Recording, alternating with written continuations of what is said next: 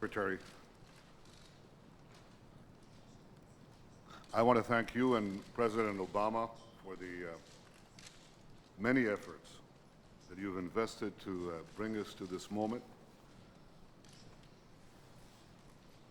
My friend Senator Mitchell, thank you for your consistent effort, for you and your staff's efforts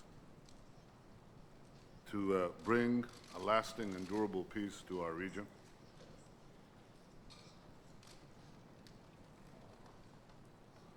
President Abbas, as I said yesterday in our meeting at the White House with the President of the United States,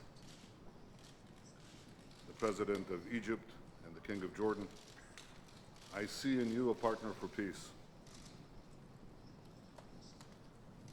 Together we can lead our people to a historic future that can put an end to claims and to conflict. Now, this will not be easy. A true peace, a lasting peace, would be achieved only with mutual and painful concessions from both sides. From the Israeli side, from the Palestinian side, from my side, and from your side. But the people of Israel, and I as their Prime Minister, are prepared to walk this road and to go a long way in a short time, to achieve a genuine peace that will bring our people security, prosperity, and good neighbors. Good neighbors. To shape a different reality between us.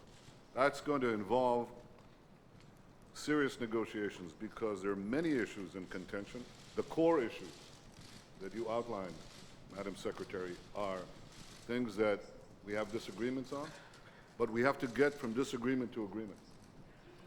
A big task. Now, 2 years ago, or rather a year ago, in a speech I gave in Bar Ilan University in Israel, I tried to outline the two pillars of peace that I think will enable us to resolve all the outstanding issues. And these are legitimacy and security.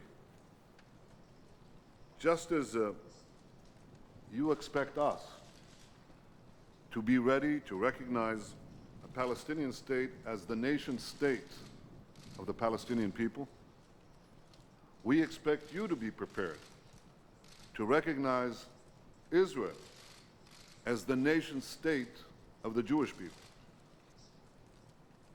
There are more than 1 million non-Jews living in Israel, the nation state of the Jewish people, who have full civil rights.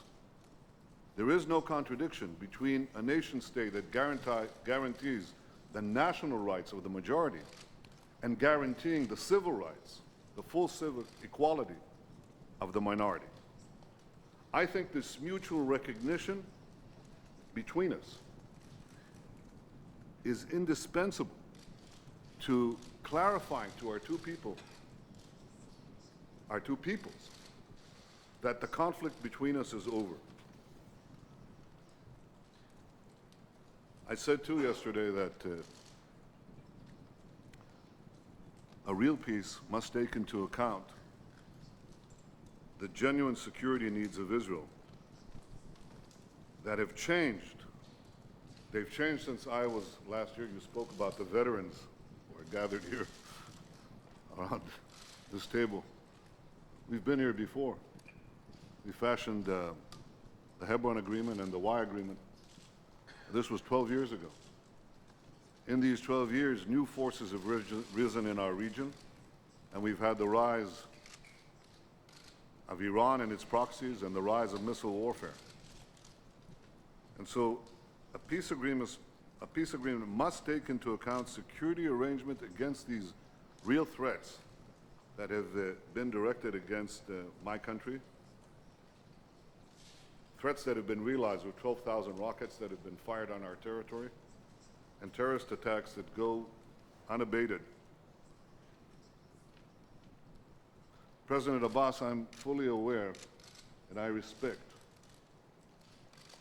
your people's desire for sovereignty. I'm convinced that it's possible to reconcile that desire with Israel's need for security. We anticipate difficult days before we achieve the much desired peace. The last 2 days have been difficult. They were exceedingly difficult for my people and for me.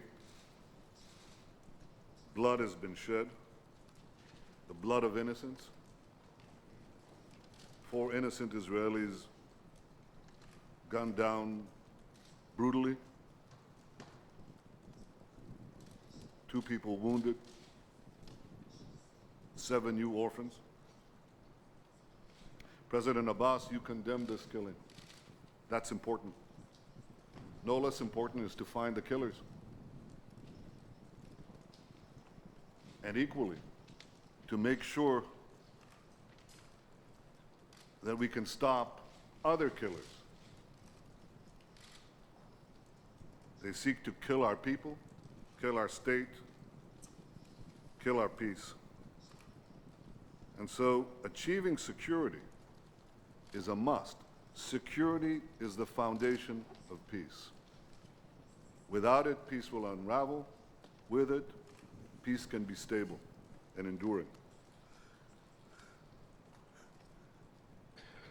President Abbas, history has given us a rare opportunity to end the conflict between our peoples, a conflict that has been lasting for almost a century. It's an unprecedented opportunity to end a century conflict. Well, there have been some examples in history, but not many. But we face such a task, to end the bloodshed and to secure a future of promise and hope for our children and grandchildren. In the first book of the Bible, the book of Genesis, there is a story of how 2 brothers in conflict, brothers, Isaac and Ishmael, joined together to bury their father Abraham, our father, the father of our 2 people.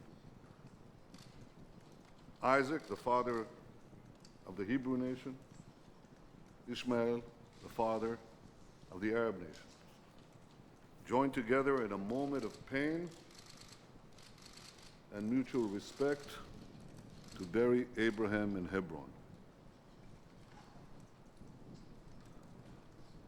I can only pray, and I know that millions around the world, millions of Israelis and millions of Palestinians, and many other millions around the world, pray that the pain that we have experienced, you and us, in the last 100 years of conflict, will unite us not only in a moment of peace, around a table of peace here in Washington,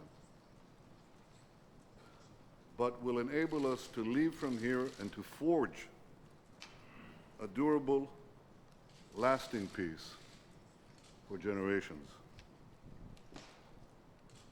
Shalom, salam,